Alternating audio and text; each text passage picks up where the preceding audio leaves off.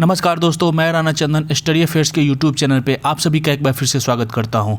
BPSC previous year revision series के आज दूसरे क्लास में हम लोग प्राचीन और मध्यकालीन भारत के इतिहास के टॉपिक को कवर करेंगे। यानी प्राचीन और मध्यकालीन भारत के इतिहास से अभी तक बीपीएससी में जितने भी प्रश्न पूछे गए हैं 39वीं से लेकर 69वीं तक, इन सारे प्रश्नों को हम लोग एक एक करके कवर करेंगे। यहाँ पे एक्सप्लेनेशन नहीं होगा, ये जस्ट एक क्विक रिव्यू है जिससे कि आपको पता चल जाए कि क्वेश्चन कहाँ से पूछे जाता है बीपीएससी, और ये टॉपिक वाइज है। तो बने रहिएगा अंत तक इस वीडियो के। और दोस्तों, आपसे गुजारिश है, अगर आपको वीडियो अच्छा लगे तो चैनल को सब्सक्राइब जरूर करिएगा, वीडियो को लाइक भी करिएगा और अपने दोस्तों के साथ शेयर भी जरूर करिएगा। चलिए दोस्तों, शुरू करते हैं प्राचीन भारत के इतिहास का। और पहला टॉपिक है पाषाण काल एवं संदर्भ सभ्यता। इससे संबंधित जो प्रश्न है वो है 66वीं बीपीएससी में पूछा गया प्रश्न, प्रथम मानव जीवाश्म भारत की किस नदी घाटी से प्राप्त हुआ था? तो इसका सही उत्तर है दोस्तों नर्मदा घाटी। नेक्स्ट 64वीं बीपीएससी में पूछा गया प्रश्न, भारत में पशुपालन एवं कृषि के प्राचीनतम साक्ष्य प्राप्त हुए हैं कहाँ से? तो मेहरगढ़ से। ये काफ़ी पॉपुलर क्वेश्चन है दोस्तों। चालकोलिथिक युग कहा जाता है, तो ताम्रपाषाण युग को चालकोलिथिक युग भी कहा जाता है।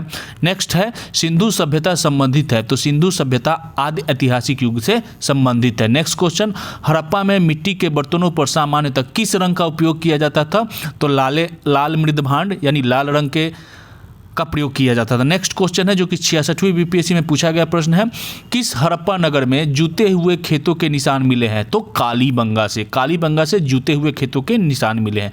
नेक्स्ट क्वेश्चन है जो कि 67वीं बीपीएससी में पूछा गया है, लोथल, कालीबंगा, डाबरकोट और राखीगढ़ी में से कौन सा हड़प्पा कालीन स्थल गुजरात में स्थित है? तो दोस्तों लोथल जो है वो गुजरात में स्थित है और वो वहाँ का उस समय का हड़प्पा कालीन का बंदरगाह भी था लोथल। ठीक है, नेक्स्ट क्वेश्चन भी उसी से रिलेटेड है, सिंधु घाटी सभ्यता का एक पतन नगर था, तो लोथल जो कि गुजरात में है। नेक्स्ट क्वेश्चन है, सिंधु घाटी सभ्यता की सबसे महत्वपूर्ण विशेषता है? तो सबसे जो बड़ी विशेषता है वो पक्की ईंट से बनी इमारत और कला एवं वास्तुकला के लिए जानी जाती है अपनी सिंधु घाटी सभ्यता। नेक्स्ट क्वेश्चन है जो 60वीं से 62वीं में पूछा गया है, किस हड़प्पा कालीन स्थल से हल का टेराकोटा प्राप्त हुआ है? तो बनावली और कालीबंगा से हल का टेराकोटा प्राप्त हुआ है। नेक्स्ट है 69वीं बीपीएससी यानी पिछले साल जो बीपीएससी का एग्जाम हुआ था उसमें पूछा गया है, जो कि इनमें से कोई नहीं ऑप्शन में जो था वो दिया गया है। नेक्स्ट क्वेश्चन हम लोग देखते हैं, हड़प्पा और मोहनजोदड़ो के उत्खनन से संबंधित नहीं थे, कौन नहीं थे? तो बीएस स्मिथ जो थे वो हड़प्पा और मोहनजोदड़ो के उत्खनन से संबंधित नहीं थे। अब कुछ है जो सही सुमेलन करना है, तो आपको सही सुमेलित करके मैं आंसर बताऊंगा। उत्तनूर तेलंगाना में है, चिरांद बिहार में है, गुफकराल कश्मीर में है, पायमपल्ली तमिलनाडु में है। नेक्स्ट क्वेश्चन है, भीमबेटका स्थल है कहाँ? तो मध्य प्रदेश के रायसेना में है भीमबेटका। ठीक है, याद रखिएगा। नेक्स्ट क्वेश्चन है, आईआईटी खड़गपुर के अध्ययन दल की रिपोर्ट के अनुसार लगातार कितने वर्षों की 9 के बराबर वर्षा का होना सिंधु घाटी सभ्यता के पतन का कारण था? तो लगातार 900 वर्षों तक वहाँ पर बारिश नहीं होना ही ये आईआईटी खड़गपुर के अध्ययन के अनुसार, और ये पूछा गया है 64वीं बीपीएससी में। नेक्स्ट क्वेश्चन है जो कि 68वीं बीपीएससी में पूछा गया है एंशियन क्वेश्चन, प्राचीन काल में गंगा के दक्षिण क्षेत्र को कहा जाता था, क्या कहा जाता था? तो मगध कहा जाता था। तो सैंधव सभ्यता पाषाण काल यहीं पे समाप्त होता है। अब हम लोग आगे बढ़ते हैं और दूसरा टॉपिक है एंशियंट हिस्ट्री में वैदिक काल। तो वैदिक काल से जो प्रश्न पूछे गए उसको देखते हैं। ऋग्वेद संहिता का 9वां मंडल पूर्णतः समर्पित है, किसे समर्पित है दोस्तों? तो सोम और इस पे पर नामकृत देवता को, सोमदेव और सोमरस पे आधारित है ये। नेक्स्ट क्वेश्चन, बोजक गोई महत्वपूर्ण है क्योंकि? इसका सही उत्तर है, यहाँ से प्राप्त अभिलेखों में वैदिक देवताओं का नामोल्लेख प्राप्त होता है। ठीक है, आगे बढ़ते हैं। नेक्स्ट क्वेश्चन, प्रसिद्ध 10 राजाओं का युद्ध किस नदी के तट पर लड़ा गया था? तो यह पुरुषनी नदी पर लड़ा गया था। गायत्री मंत्र किस पुस्तक में मिलता है? तो ऋग्वेद में गायत्री मंत्र मिलता है। नेक्स्ट है, किस काल में अछूत की अवधारणा स्पष्ट रूप से उद्धृत हुई थी? तो धर्मशास्त्र के समय में अछूत की अवधारणा स्पष्ट रूप से उद्धृत हो गई थी। भारतीय उपमहाद्वीप में लोहे का प्रयोग शुरू हुआ, कब शुरू हुआ? तो लगभग 3000 साल पहले, यानी लगभग आज से 3000 साल पहले, यानी 1000 BC के आसपास भारतीय उपमहाद्वीप में लोहे का प्रयोग शुरू हुआ था। ठीक है, सत्यमेव जयते लिया गया है तो मुंडकोपनिषद से सत्यमेव जयते लिया गया। नेक्स्ट टॉपिक है बौद्ध धर्म से। महात्मा बुद्ध का महापरिनिर्वाण कहाँ हुआ? तो कुशीनगर में। महात्मा बुद्ध का कुशीनगर, कुशीनारा इसे बोलते हैं, तो कुशीनगर में महात्मा बुद्ध का महापरिनिर्वाण हुआ। महापरिनिर्वाण मतलब महात्मा बुद्ध की मृत्यु। ठीक है, बोध गया में ज्ञान प्राप्ति हुई थी। किसकी हुई थी? तो गौतम बुद्ध को बोध गया में ज्ञान प्राप्ति की हुई थी। महात्मा बुद्ध ने अपना पहला धर्मचक्र प्रवर्तन किस स्थान पर दिया था, यानी पहला उपदेश कहाँ दिया था? पहले उपदेश को धर्मचक्र परिवर्तन कहा जाता है और महात्मा बुद्ध के मृत्यु को महापरिनिर्वाण कहा जाता है। उनको ज्ञान की जब प्राप्ति हुई उसे निर्वाण कहा जाता है। ठीक है, तो सारनाथ में उन्हें धर्मचक्र परिवर्तन स्थान पर दिया था। नेक्स्ट, गौतम बुद्ध अपना पहला उपदेश कहाँ दिए थे? तो सारनाथ में ही दिए थे, जहाँ ज्ञान प्राप्त हुआ वहीं पे दिए थे। प्रथम बौद्ध संगीति के अध्यक्ष कौन थे? तो 67वीं बीपीएससी का प्रश्न है। महाकश्यप जो थे प्रथम बौद्ध संगीति के अध्यक्ष थे। प्रथम बौद्ध महासभा आयोजित हुई थी तो राजगृह में आयोजित हुई थी। भगवान बुद्ध के महापरिनिर्वाण के बाद पहली बौद्ध संगीति कहाँ हुई थी? तो राजगृह, वर्तमान में राजगीर में हुई थी। कनिष्क के शासन काल में बौद्ध सभा आयोजित की गई थी। कहाँ पे? तो क से कनिष्क, क से कश्मीर, याद रखिएगा। चतुर्थ बौद्ध संगति कश्मीर में आयोजित की गई थी कनिष्क के शासनकाल में। 66वीं बीपीएससी का प्रश्न है। तृतीय बौद्ध सभा किस स्थान पर बुलाई गई थी? तो पाटलिपुत्रा में बुलाई गई थी। तृतीय पाटलिपुत्रा, अपने बिहार से जोड़ के रखिएगा। राजगीर भी, चौथी राजगीर भी। ठीक है, सॉरी, पहली भी राजगीर जो थी वो भी पहली, और तीसरी जो थी वो कश्मीर में थी। नेक्स्ट क्वेश्चन है, भारतीय कला में स्तूप, चैत्य और विहार का निर्माण संबंधित है? प्रीवियस ईयर यानी 69वीं बीपीएससी में पूछा गया है, तो ये बौद्ध धर्म से है। बुद्ध के जीवन की 4 महत्वपूर्ण घटनाओं और उनसे संबंध 4 स्थानों का उल्लेख है। तो उनके जन्म कहाँ हुए थे? लुम्बिनी में। ज्ञान की प्राप्ति कहाँ हुई थी? बोधगया में। प्रथम प्रवचन कहाँ दिया था? सारनाथ में। निधन कहाँ हुई थी? कुशीनगर में। गौतम बुद्ध का जन्म हुआ था लुम्बिनी में। बोधगया में महाबोधि मंदिर बनाया गया जहां गौतम बुद्ध को ज्ञान प्राप्त हुआ था। बोधगया में बोधि वृक्ष अपने वंश की किस पीढ़ी का है? तो ये 5वां है, 5वां वृक्ष है ये। आप डिटेल में पढ़िएगा तो पता चलेगा आपको। त्रिपिटक इस धर्म का पुस्तक है, तो त्रिपिटक जो है वो बौद्ध धर्म का पुस्तक है। विश्व का सबसे ऊंचा कहा जाने वाला विश्व शांति स्तूप बिहार में है। कहाँ पे? तो राजगीर में है। गौतम बुद्ध को एक देवता का स्थान किस राजा के युग में प्राप्त हुआ? तो कनिष्क के शासनकाल में, जब चौथी बौद्ध संगीति हुई थी तब, सॉरी हाँ, कनिष्क के शासनकाल में बौद्ध संगीति के समय उन्हें देवता का स्थान प्राप्त हुआ। किसे? तो गौतम बुद्ध को। नालंदा विश्वविद्यालय की स्थापना का युग है, तो गुप्त काल में नालंदा विश्वविद्यालय की स्थापना हुई थी। नालंदा विश्वविद्यालय के संस्थापक थे वो कुमारगुप्त थे। नालंदा विश्वविद्यालय विश्व प्रसिद्ध था। किसके लिए? तो बौद्ध धर्म दर्शन के लिए विश्व प्रसिद्ध था। नेक्स्ट क्वेश्चन है, 68वीं बीपीएससी का प्रश्न है, विक्रमशिला विश्वविद्यालय किनके द्वारा स्थापित किया गया था? तो धर्मपाल, पाल वंश के शासक धर्मपाल द्वारा स्थापित किया गया था। बिहार में विक्रमशिला विश्वविद्यालय के संबंध में निम्नलिखित कथन असत्य है, तो वहाँ पे दिया गया होगा जो कथन है वो सत्य है।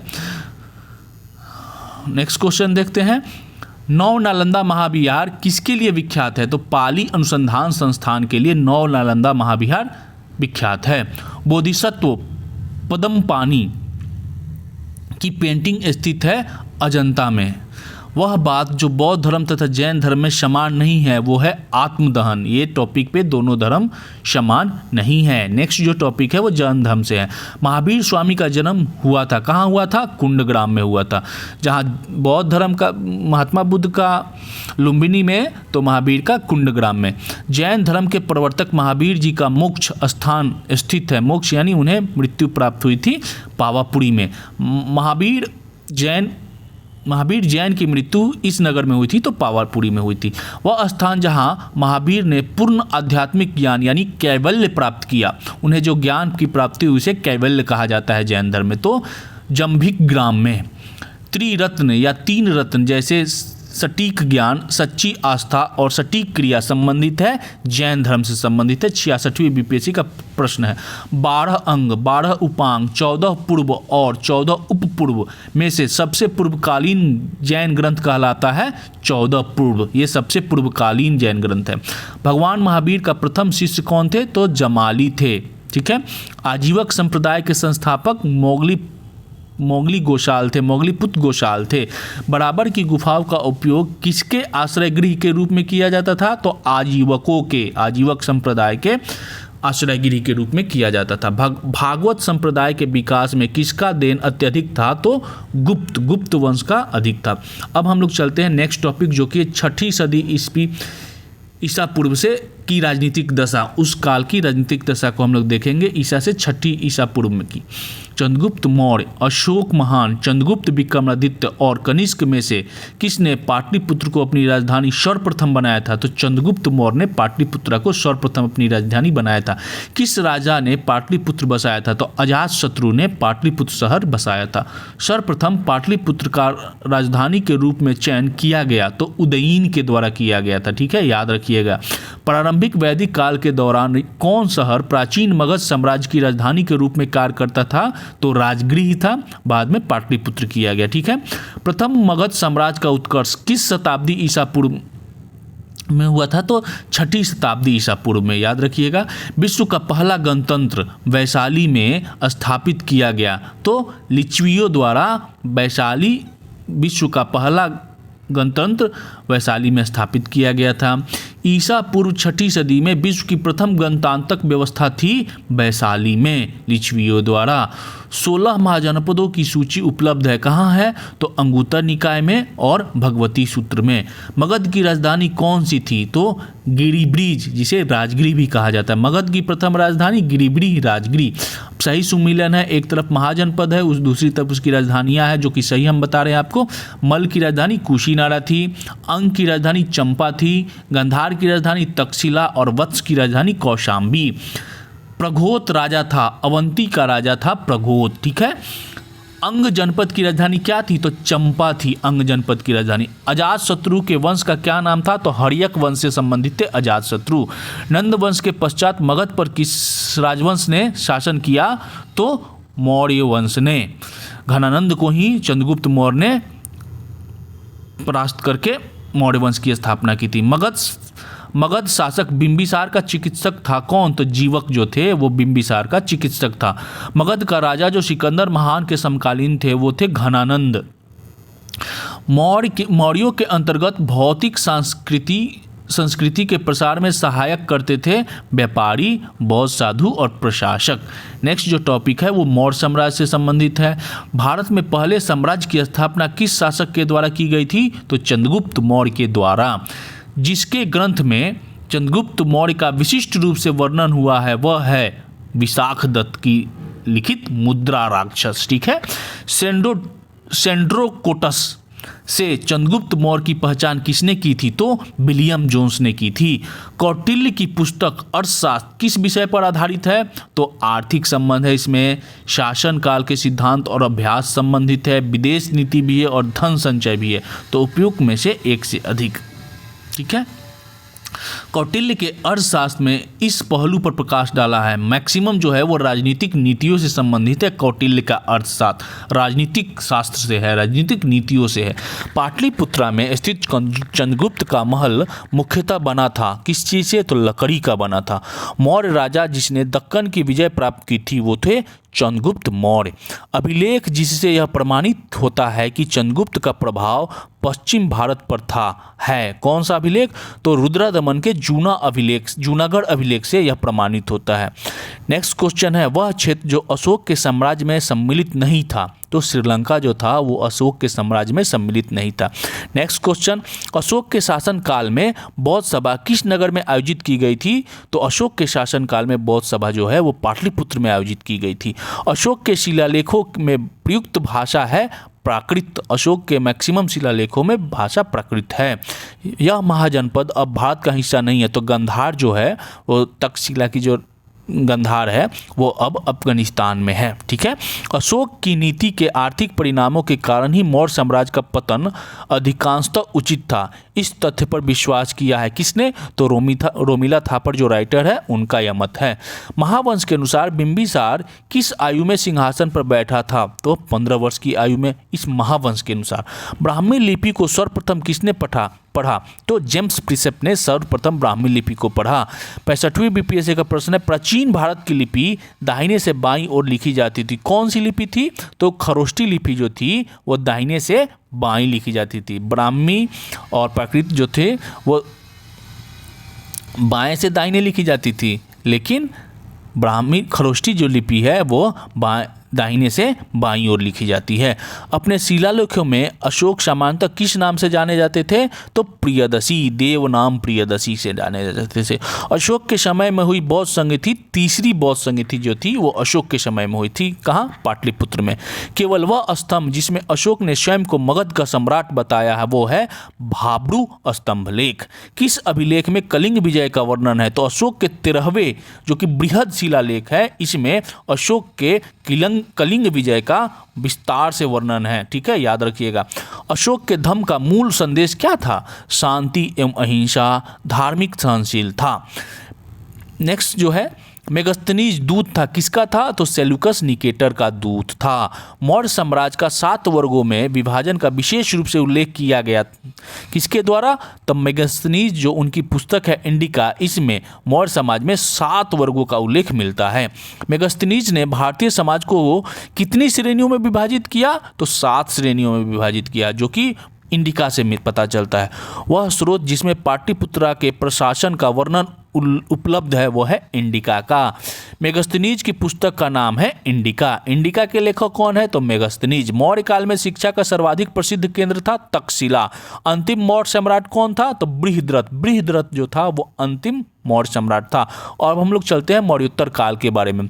किस अभिलेख में रुद्रदमन प्रथम की विभिन्न उपलब्धियां वर्णित है? तो रुद्रदमन की जूनागढ़ अभिलेख, याद रखिएगा, रुद्रदमन जूनागढ़।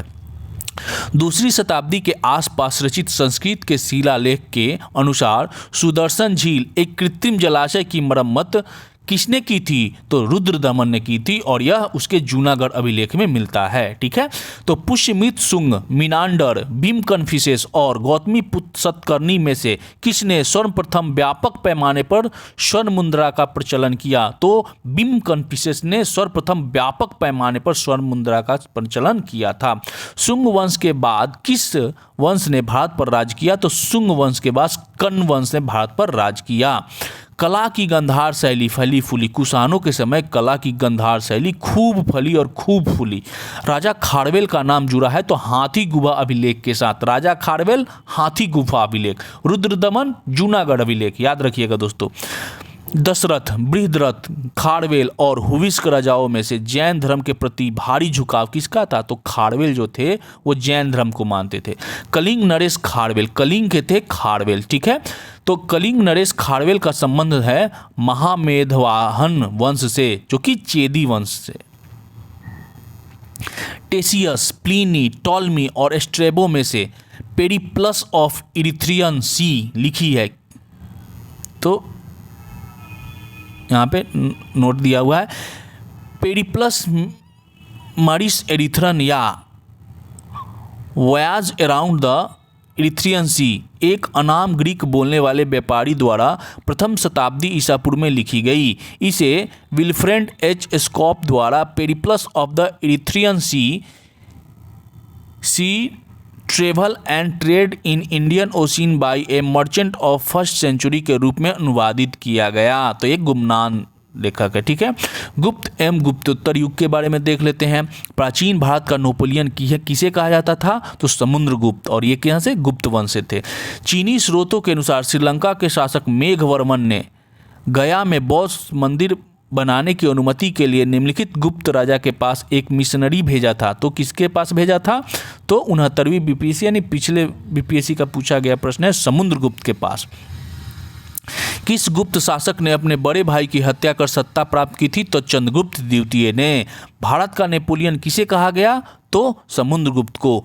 गुप्त सम्राट जिसने हुनों को पराजित किया, हुनों को पराजित करने वाला था स्कंदगुप्त। प्रसिद्ध चीनी यात्री फाहियान ने किसके शासनकाल में भारत की यात्रा की थी? तो चंद्रगुप्त विक्रमादित्य द्वितीय, चंद्रगुप्त द्वितीय या चंद्रगुप्त विक्रमादित्य के साथ। ठीक है, दोनों एक ही नाम है। निम्नलिखित में से कौन सा बंदरगाह गुप्त काल में उत्तर भारतीय व्यापार के लिए उपयोग किया जाता था?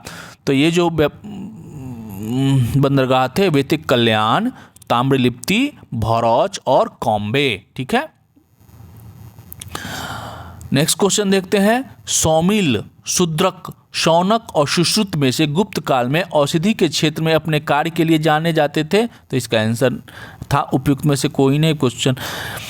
नेक्स्ट क्वेश्चन देख लेते हैं। आर्यभट्ट, भास्कर, ब्रह्मगुप्त और वराहमिहिर में से पहली बार यह व्याख्या की थी कि पृथ्वी के अपनी धुरी पर घूमने के कारण प्रतिदिन सूर्योदय एवं सूर्यास्त होता है। ये कौन थे? तो आर्यभट्ट ने कहा था। नगरों का क्रमिक पतन किस काल की एक महत्वपूर्ण विशेषता थी? तो गुप्त काल की यह विशेषता थी। किस शासक वंश ने मंदिरों एवं ब्राह्मणों को सबसे अधिक ग्राम अनुदान में दिया? तो गुप्त शासकों ने। इसी के लिए इनका पतन का कारण भी कहा जाता है। 21 अभिलेख में विधवा दहन का उदाहरण उल्लेखित है? तो भानुगुप्त लिखित एरण्य स्तंभलेख, भानुगुप्त से संबंधित एरण्य अभिलेख। कभी नाम पूछता है, कभी अभिलेख पूछता है, तो आप याद रखिएगा विधवा दहन यानी सती प्रथा की जो बात है वो पहली बार भानुगुप्त का एरण्य स्तंभलेख से प्रतीत होता है। गुप्त काल में शीशे के सिक्कों की बड़ी संख्या जारी की गई सातवाहनों के काल में। प्रसिद्ध इलाहाबाद प्रशस्ति का लेखक कौन था? हरिसेन। हरिसेन समुद्रगुप्त का दरबारी कवि था। ठीक है, बराबर पर्वत श्रृंखला स्थित गोरखगिरी विजित की गई थी किसके द्वारा? तो खारवेल। खारवेल कौन? तो हाथी गुफा अभिलेख, कलिंग के राजा, याद रखिएगा। गुप्त युग में भूमि राजस्व की दर थी उपज का 6ठा भाग यानी 1/6। धर्मशास्त्रों में भूराजस्व की दर क्या है? तो 1/6। किस प्रकार की भूमि को अपृहत कहा जाता है? तो बिना जोती हुई जंगली भूमि को अपृहत कहा जाता था। चीनी यात्री शंग्युन ने भारत की यात्रा कब की थी? तो 518 ईस्वी में चीनी यात्री शंग्युन ने भारत की यात्रा की थी। हर्षवर्धन के समय भारत आया कौन? तो हर्षवर्धन, ह से हर्षवर्धन, ह से शेनशांग। योग, न्याय, सांख्य और वैशेषिक में से इस भारतीय दर्शन ने परमाणु सिद्धांत का प्रतिपादित किया? वैशेषिक ने। ठीक है, वर्धन राजवंश की स्थापना किस ने की थी? तो पुष्यभूति ने वर्धन वंश की स्थापना की थी। हर्षचरित नामक पुस्तक किसने लिखी थी? तो बाणभट्ट द्वारा लिखी थी हर्षचरित। कवि वान निवासी था कहाँ का? तो पृथ्वीकूट गांव, बिहार के पृथ्वीकूट गांव का। हर्षवर्धन के शासनकाल में किस चीनी यात्री ने भारत की यात्रा की थी? तो ह से हर्षवर्धन, ह से हेनशांग। और फाहियान तो चंद्रगुप्त विक्रमादित्य के शासनकाल में। ठीक है, याद रखिएगा। हेनशांग की भारत यात्रा के समय सूती कपड़ों के उत्पादन के लिए सबसे प्रसिद्ध नगर था मथुरा। चीनी यात्री हेनशांग ने किस विश्वविद्यालय में अध्ययन किया था? तो नालंदा विश्वविद्यालय में। अधोलिखित कथन असत्य है। ठीक है, आगे देखते हैं। नालंदा विश्वविद्यालय के विनाश का कारण क्या था? तो नालंदा विश्वविद्यालय को बख्तियारुद्दीन खिलजी मुसलमान थे, उसने विनाश किया था। नेक्स्ट, झांसी के पास देवघर का मंदिर और इलाहाबाद के पास गढ़वा मंदिर में बनी मूर्तियां किस कला के महत्वपूर्ण अवशेष हैं? 68वें बीपीएससी का प्रश्न है ये, तो ये गुप्त कला के। नेक्स्ट क्वेश्चन, नेक्स्ट टॉपिक जो है दक्षिण भारत के चोल, चालुक्य, पल्लव और संगम युग से है। चोल वंश का संस्थापक था विजयालय। चोल काल प्रसिद्ध था ग्राम पंचायत के लिए। वह मध्यकालीन भारतीय साम्राज्य जो व्यापक स्तर पर स्थानीय स्वशासन के लिए प्रसिद्ध था। चोल इस राजवंश का उल्लेख संगम साहित्य में नहीं हुआ है, तो कदम्ब राजवंश का शासन का उल्लेख संगम साहित्य में नहीं हुआ है। ठीक है, संगम युग में उरैयूर किसके लिए विख्यात था? तो कपास के व्यापार का महत्वपूर्ण केंद्र था उरैयूर। रोमन साम्राज्य से व्यापारिक संबंध किसने स्थापित की थी? तो चेरो ने स्थापित की थी। दक्षिण भारत के मंदिरों के आकर्षक का आकर्षक द्वार कहलाते हैं गोपुरम। यह मंदिर कांचीपुरम में स्थित है। एकाम्बरेश्वरार मंदिर जो है कांचीपुरम में स्थित है। तंजावुर में बृहदीश्वर मंदिर का निर्माण किसने कराया था? तो राजराज प्रथम ने तंजावुर के बृहदीश्वर मंदिर का निर्माण करवाया था, राजराज। सही सुमेलन आपको बता देते हैं, राष्ट्रकूट, मलखेर, पांड्य, मदुरई, चोल, तंजावुर, होयसल, हेलीबीट, उनसे संबंधित जगहों के नाम है। नेक्स्ट जो टॉपिक है, प्राचीन साहित्य एवं साहित्यकार से। मुद्रा राक्षस के लेखक कौन थे? तो विशाख दत्त लिखित मुद्रा राक्षस। कुमार संभव महाकाव्य किसने लिखा था? तो कालिदास कुमार संभव। कलहन की पुस्तक का क्या नाम था? तो राजतरंगिणी कलहन। राजनीति की प्रारंभिक पुस्तक नीतिसार लिखी गई थी, तो नीतिसार कामंदक के द्वारा।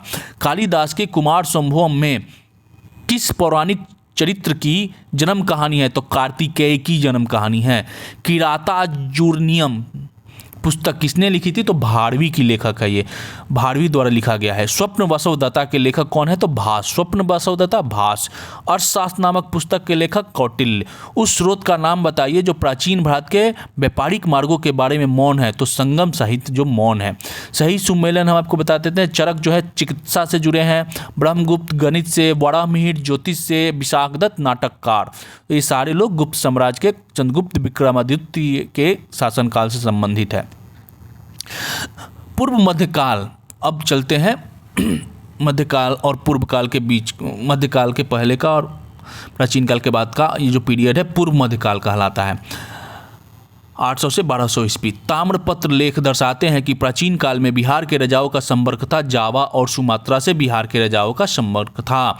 सुवर्ण भूमि का वह राजा जिसने नालंदा में एक बौद्ध विहार की स्थापना की तथा उसके रखरखाव हेतु अपने दूत द्वारा देवपाल से 5 गांव दान देने में के लिए भी प्रार्थना की, तो बालदेव पुत्र थे वो। पृथ्वीराज रासो के लेखक कौन है? चंद्रबरदाई। उदंतपुर शिक्षा केंद्र किस राज्य में अवस्थित है? तो उदंतपुरी शिक्षा केंद्र बिहार में स्थित है। विक्रमशिला नामक प्राचीन विश्वविद्यालय की स्थापना बंगाल के किस शासक ने? तो बंगाल के धर्मपाल, पाल वंश के धर्मपाल ने की थी। उस पाल शासक का नाम बताया जिसने विक्रमशिला विश्वविद्यालय की स्थापना की थी, तो धर्मपाल ने। कश्मीर का अकबर नाम से प्रसिद्ध सुल्तान था, सुल्तान जैनुल आबदीन। कर्नाट वंश के संस्थापक कौन थे? तो नान्यदेव जो थे वो कर्नाटक वंश के संस्थापक थे। कर्नाट वंश का अंतिम शासक हरिसिन था। हरिसिन जो था कर्नाट वंश का अंतिम शासक था। मध्यकालीन भारतीय इतिहास के बारे में अब हम लोग जानते हैं। भारत पर मुस्लिम आक्रमण जो पहला टॉपिक है उसको कवर करेंगे। अब मध्यकालीन भारत के इतिहास का पहला टॉपिक है भारत पर मुस्लिम आक्रमण। तो बीपीएससी द्वारा जितने भी प्रश्न पूछे हैं इस टॉपिक से देख लेते हैं। मध्यकालीन भारत से तो 39वीं बीपीएससी का प्रश्न है, भारत में मोहम्मद गोरी ने किसको प्रथम अख्ता प्रदान किया था? तो कुतुबुद्दीन ऐबक को प्रथम अख्ता प्रदान किया था। मोहम्मद गोरी गुजरात के चालुक्यों द्वारा पराजित हुआ कब? तो 1178 में। बिहार का प्रथम मुस्लिम विजेता था बख्तियार खिलजी था। नालंदा बिहार का विध्वंस किया था बख्तियार खिलजी ने। अब दूसरा टॉपिक है दिल्ली सल्तनत यानी गुलाम वंश के बारे में। तो आइए देखते हैं बीपीएससी में प्रीवियस ईयर में कितने प्रश्न पूछे गए हैं किस किस टॉपिक से। तो गुलाम वंश का प्रथम शासक कौन था? तो गुलाम वंश का प्रथम शासक कुतुबुद्दीन ऐबक था। 2.5 दिन का झोपड़ा क्या है? तो यह एक मस्जिद है। कुतुब मीनार किसके द्वारा पूरा किया गया था? तो इल्तुतमिश के द्वारा। कुतुबुद्दीन ऐबक के द्वारा शुरू किया गया और इल्तुतमिश के द्वारा पूरा किया गया। कुतुबुद्दीन ऐबक की राजधानी थी, तो इसकी राजधानी लाहौर थी। मुस्लिम शासक जिसका साम्राज्य दारुल इस्लाम का एक भाग माना जाता था कौन था? तो इल्तुतमिश।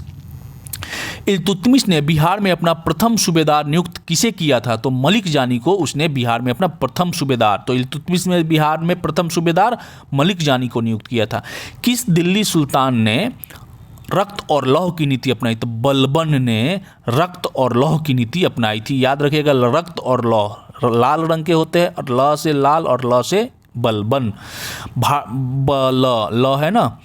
भारत में फारसी त्यौहार नौरोज की शुरुआत की थी किसने? तो बलबन ने की थी। वह प्रथम मुस्लिम शासक कौन था जिसने शासन के सिद्धांत यानी थ्योरी ऑफ किंगशिप को राजाओं के ईश्वरीय अधिकार सिद्धांत यानी थ्योरी ऑफ डिवाइन राइट्स के समान प्रतिपादित किया था? तो वो था बलबन। राजत्व के उसके सिद्धांत प्रतिष्ठा, शक्ति और न्याय के सिद्धांतों पर आधारित थे। बलबन के बारे में ये शब्द कहे थे किसने? तो जियाउद्दीन बर्नी ने कहे थे।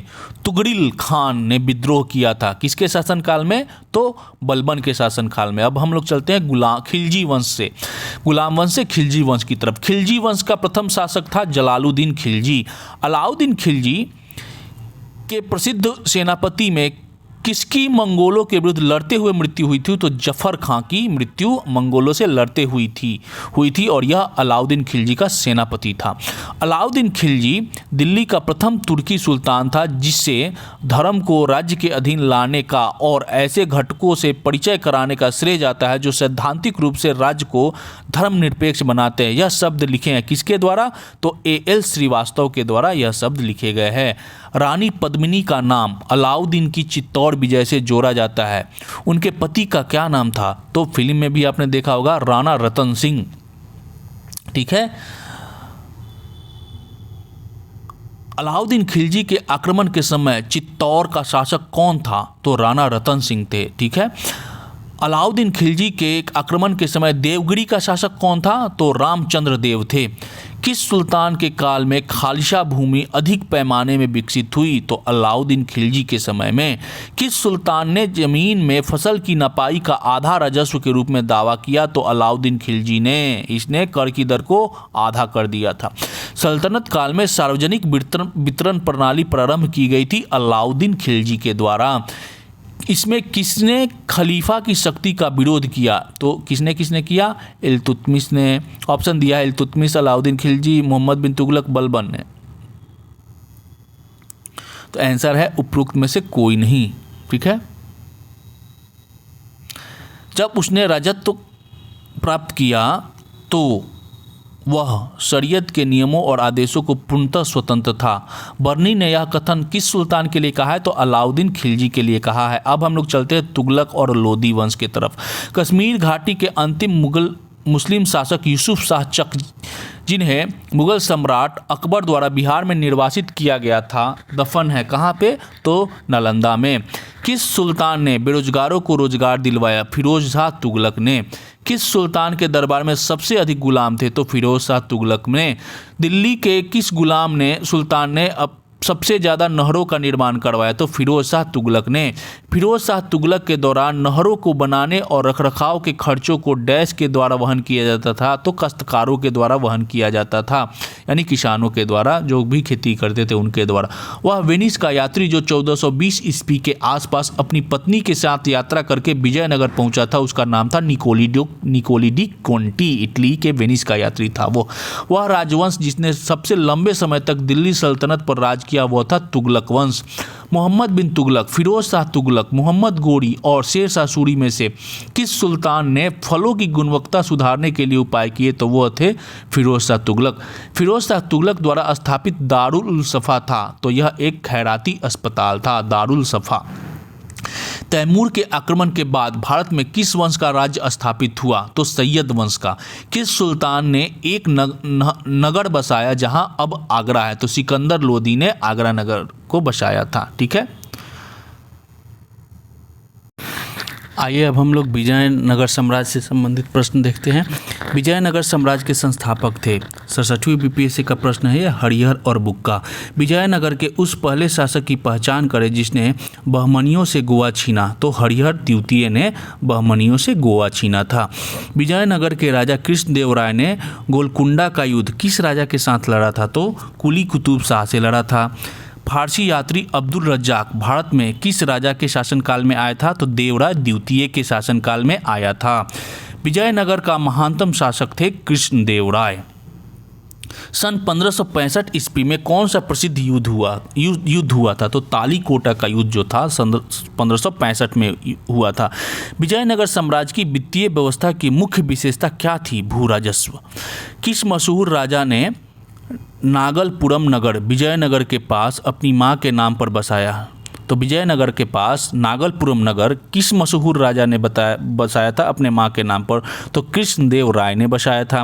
विजयनगर साम्राज्य का अवशेष कहाँ मिलता है? तो हम्पी में, हम्पी जो कर्नाटक में है वहाँ मिलता है। तोलकपियम का संबंध है द्वितीय संगम काल से। नेक्स्ट जो टॉपिक है वो दिल्ली सल्तनत है। आइए देखते हैं।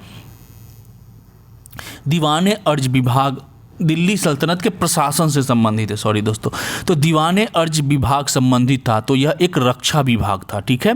निम्नलिखित भूमि उत्पाद पर लगने वाले कर को इंगित करते हैं। खराज, उष्ण और मुक्तई जो है वो भूमि कर है।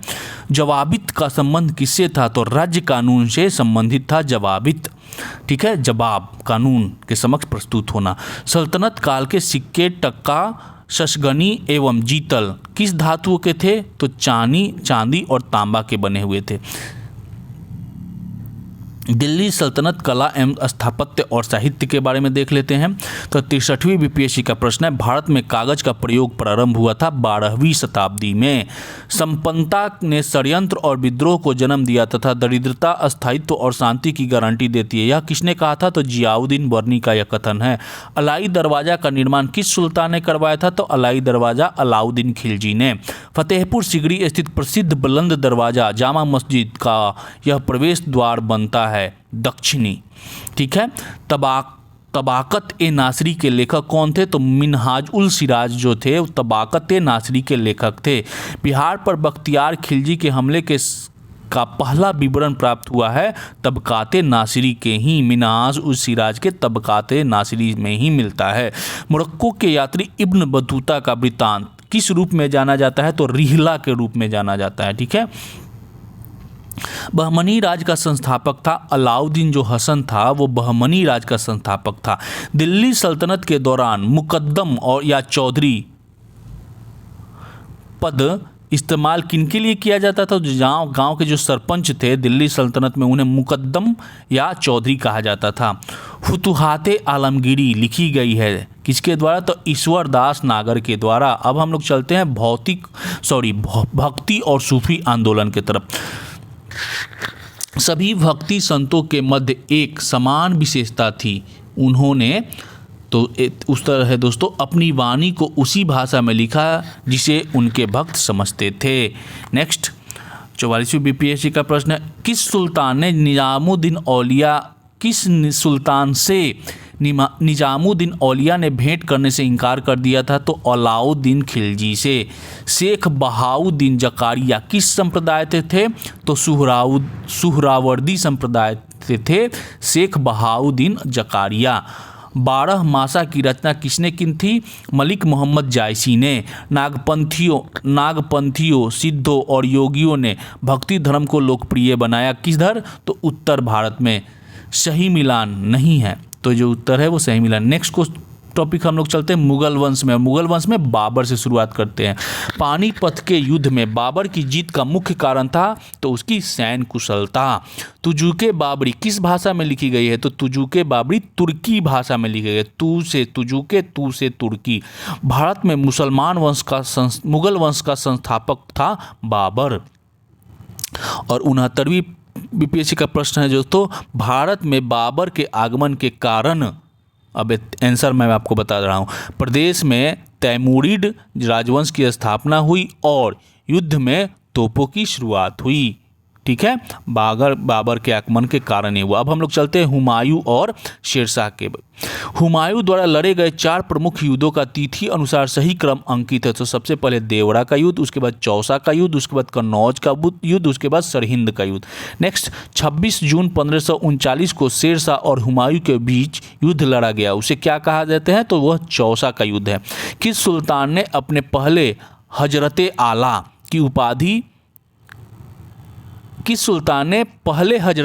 की उपाधि अपनाई और बाद में सुल्तान की? तो शेरशाह सूरी पहले हजरते आला और बाद में सुल्तान बना। हुमायूं ने चुनार दुर्ग पर प्रथम बार आक्रमण कब किया था? तो 1532 ईस्वी में। शाह बेगम, हाजी बेगम, मुमताज महल बेगम और नूरनिशाह बेगम में से अपने बादशाह पति के लिए मकबरे का निर्माण करवाया था? तो हाजी बेगम ने। शेरशाह का मकबरा कहाँ स्थित है? तो शेरशाह का सासाराम में। किसने अपनी सैन्य टुकड़ियों को 200, 250 तथा 500 की इकाइयों में विभाजित किया था? तो सिकंदर शाह और इस्लाम शाह ने। नेक्स्ट अकबर से देखते हैं कितने प्रश्न पूछे गए हैं प्रीवियस बीपीएससी में। हल्दी घाटी के युद्ध में महाराणा प्रताप की सेना के सेनापति कौन थे? हकीम खान। बहलोल लोदी, शेर शाह, हुमायूं और अकबर में से किस मुस्लिम शासक ने तीर्थ यात्रा कर समाप्त कर दिया था? तो अकबर ने। शाहजहां, जहांगीर, अकबर, हुमायूं में से भारत का वह मुगल शासक जो सबसे लंबे समय तक शासन किया तो वो था अकबर। मध्यकालीन भारत में मनसबदारी व्यवस्था क्यों लागू की गई थी? तो स्वच्छ प्रशासन सुनिश्चित करने के लिए। भारत के एकीकरण के बाद वह मध्य पूर्व और पश्चिमी एशिया को एक करना चाहता था, जो एक विश्व साम्राज्य की स्थापना की ओर एक महत्वपूर्ण कदम था। आरपी त्रिपाठी ने मुगल कालीन भारत के किस सम्राट के बारे में लिखा है? तो अकबर के बारे में लिखा है। जब्ती प्रणाली किसकी उपज थी? तो जब्ती जो है अकबर की उपज थी। दीने इलाही किसके द्वारा प्रारंभ किया? तो दीने इलाही अकबर के द्वारा प्रारंभ किया। भारत में किसके शासनकाल में इंग्लिश ईस्ट इंडिया कंपनी का गठन हुआ था? तो अकबर के समय, जो तब 1600 ईस्वी में जब गठन हुआ तो भारत में अकबर था। अकबर ने बंगाल तथा बिहार को मुगल साम्राज्य में मिलाया। कब? 1576 ईस्वी में। याद रखिएगा दोस्तों। किस युद्ध में मुख्य विरोधियों का सही उल्लेख नहीं किया गया है? ये ठीक है, ये थोड़ा। नेक्स्ट टॉपिक है जहांगीर। 2 अस्पा MC अस्पा प्रथा शुरू की थी जहांगीर ने खान की उपाधि से सम्मानित किया था हॉकिंस को, कैप्टन हॉकिंस को, जो अंग्रेज था उसको दिया था। किस मुगल शासक के समय में सर थॉमस रो भारत आया था? तो जहांगीर के शासनकाल में ही थॉमस रो भारत आया था। ठीक है, और हॉकिंस भी जहांगीर के शासनकाल में ही भारत आया था। मुगल चित्रकला किसके नेतृत्व में अपने शीर्ष बिंदु पर पहुंची थी? तो जहांगीर। एतमादुद्दौला का मकबरा आगरा में बनवाया किसने? तो नूरजहां ने। परचिनकारी संबंधित है दीवारों में अर्धकीमती पत्थर जड़कर फूलों की नक्काशी करना। नेक्स्ट शाहजहां और औरंगजेब। ईरान के शाह और मुगल शासकों के बीच झगड़े की जड़ क्या थी? तो कंधार जो था वो इन दोनों के बीच का झगड़े का जड़ था। दिल्ली के लाल किले का निर्माण करवाया था शाहजहां ने। किस इतिहासकार ने शाहजहां के शासनकाल को मुगल काल का स्वर्ण युग कहा है? तो A.L. श्रीवास्तव ने। सर्वप्रथम किस मुगल शासक ने ब्रिटिश के विरुद्ध संघर्ष किया था? तो औरंगजेब द्वारा चलाई जिहाद का अर्थ है दारुल इस्लाम। अब हम लोग देखते हैं मुगल कालीन प्रशासन से पूछे गए प्रश्न। मुगल प्रशासन में मुहतसिब था लोक आचरण अधिकारी को मुगल प्रशासन में मुहतसिब कहा जाता था। मुगल प्रशासन में मददे मास इंगित करता है विद्वानों को दी जाने वाली राजस्व मुक्त अनुदत्त भूमि को मददे मास कहा जाता था। मध्यकाल में बटाई शब्द का अर्थ था लगान निर्धारण का तरीका। मुगल प्रशासन में मुख्य काजी था, मुख्य न्यायाधीश को मुख्य काजी कहा जाता था। किस बंदरगाह को मुगल काल के दौरान बाबुल मक्का या मक्का का द्वार कहा जाता था? 69वीं बीपीएससी का प्रश्न है। सूरत को। मुगल कालीन संगीत, चित्रकला एवं साहित्य को देख लेते हैं। किस मुगल शासक ने चित्रकारी के लिए कारखाने बनवाए? तो हुमायूं ने बनवाया था।